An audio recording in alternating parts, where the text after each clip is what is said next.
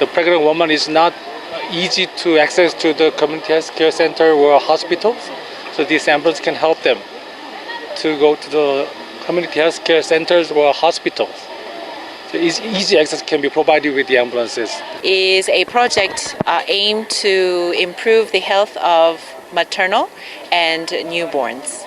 So we hope that our activities can provide better healthcare services to the pregnant women and the newborns, also improve the quality of the services. These fully equipped life-saving ambulances will ensure that patients, particularly those in hard-to-reach areas, receive swift and critical medical attention.